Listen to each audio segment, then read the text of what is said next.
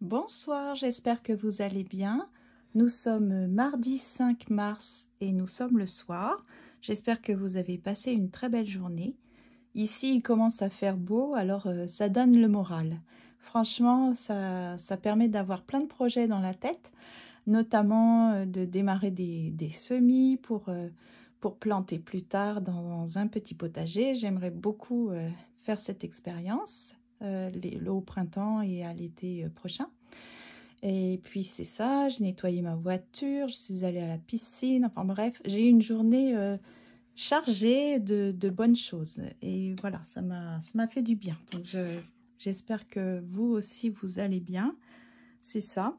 Donc bienvenue dans l'atelier d'art-thérapie avec le livre « Un an d'art-thérapie chez vous » selon Julie Hamez. Et nous sommes à la 10e séance. Donc, on va prendre connaissance de l'activité d'aujourd'hui. Donc, je vais le lire. Que feriez-vous si vous aviez la possibilité de changer de sexe pour 24 heures? Nombreux sont ceux et celles qui se sont déjà posé la question. La séance du jour part de cette interrogation. Comment aurais-je aimé être si j'étais née du sexe opposé? Contrairement à l'idée que la société véhicule, nous ne sommes pas des êtres purement binaires, tout comme nous ne sommes pas symétriques. Nous sommes uniques et singuliers, nous produisons toutes et tous de l'oestrogène et de la testostérone, dosés différemment en fonction des individus. Ce dispositif ludique revendique cette singularité et pourrait vous aider à accepter votre équilibre personnel entre féminité et masculinité. Le but de cette séance est de représenter votre alter ego. Pour cela, choisissez les matériaux qui vous conviennent, argile, peinture, dessin, texte, etc. Vous avez l'embarras du choix. Pour aller au fond des choses, n'hésitez pas à être le plus complet possible. Je vous invite à représenter votre autre vous physiquement, mais également à lui donner une âme, un tempérament, des qualités, des défauts, des valeurs, etc. En d'autres termes, donnez-lui vie. En fin de séance, imprégnez-vous de votre réalisation. Prenez bien le temps de l'observer, de la comprendre, puis donnez-lui le destin que vous souhaitez, l'essentiel étant qu'elle résonne en vous dans l'après-coup. Alors, des témoignages, être une femme. Marianne aime le slam. Elle ne chante pas, elle écrit ou plutôt elle déverse ses angoisses. À défaut de pleurer, elle laisse l'encre de son stylo, je vais y arriver, couler sur la feuille qui accueille et absorbe ses larmes de chine avec bienveillance. Quand j'écris, je ne réfléchis pas, ça sort spontanément. Un processus proche de la catharsis, donc. Un jour, Marianne écrit un texte dans lequel elle exprime sa difficulté à être une femme. Si j'avais été du sexe opposé, je n'aurais pas été discriminée. La vie aurait peut-être été autrement et j'aurais pu avancer calmement. La jeune femme souffre de plusieurs événements traumatiques et elle en veut, entre autres, au fait d'être née femme. Mariam a souvent tendance à confondre la position de la victime et celle du bourreau. Elle se positionne généralement comme la responsable de ses maux et présente une exigence élevée envers elle-même. Je pense que tout ce qui m'est arrivé n'aurait pas eu lieu si j'avais été un homme. C'est difficile d'être une femme. Au cœur de cette hypothèse, sa relation avec son père, qui aurait été maltraitant uniquement en raison de son genre.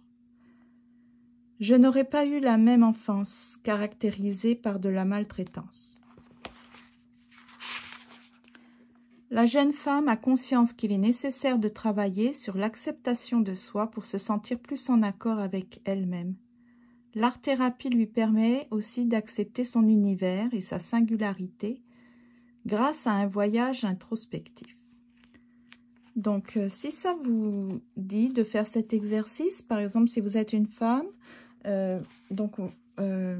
vous pouvez imaginer si vous étiez un homme, qu'est-ce qui serait différent dans votre vie? qu'est-ce que vous feriez, etc. Donc, soit le dessin, soit l'écriture, soit le collage, soit l'argile, etc. Donc, vous utilisez ce que vous voulez. Pour ma part, ça va être assez rapide. Parce qu'en fait,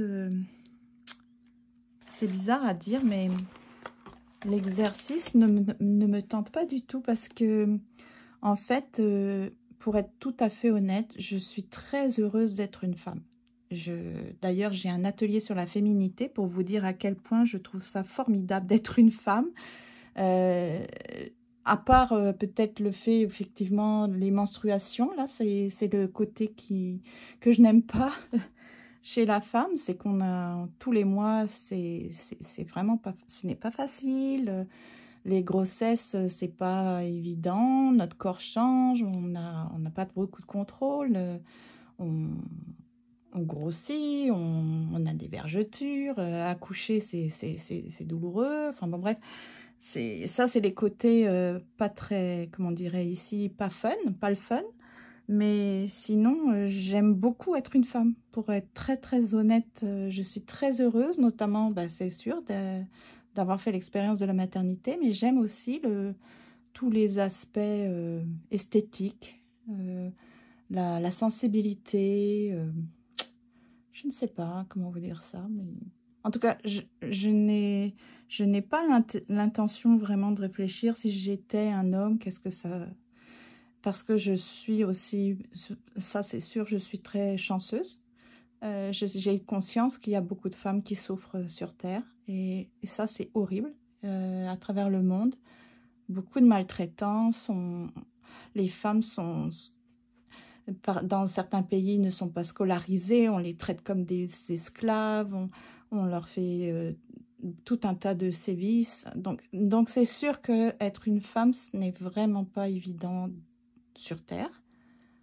Mais c'est un exercice perso, là. Donc, je vais en fait simplement mettre le titre, peut-être faire un petit début, mais je vais vous laisser libre à vous de faire l'exercice parce que c'est pas avec moi que vous allez avoir beaucoup d'idées, étant donné que c'est ça. Je ne vois pas trop l'intérêt pour moi et je m'en estime bien chanceuse d'ailleurs. Donc, je pense que je vais faire une vidéo juste après pour la détente. Donc, c'est ça. Donc, semaine 10 et c'est si j'étais un homme. Donc, si j'étais un homme. Hein. Voilà. Donc, je fais un peu ma rebelle. Je décide que non, ça me dit rien. Je vais pas jouer le jeu. Ok, donc 5 mars 2024. Alors, bon, bah, j'écris des petites choses, mais sinon je vais arrêter là.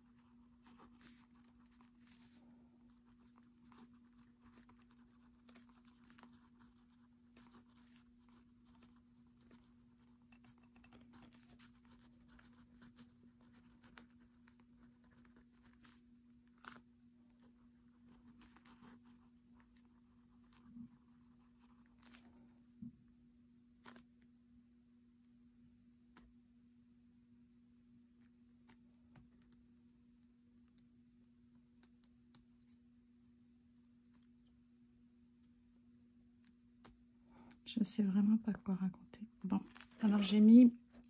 Si j'étais un homme, je serais carriériste et probablement plus centré sur mes besoins de respect et de briller en société. Je me considérerais comme chanceux de ne pas connaître les douleurs et handicaps des menstruations, des grossesses et des accouchements.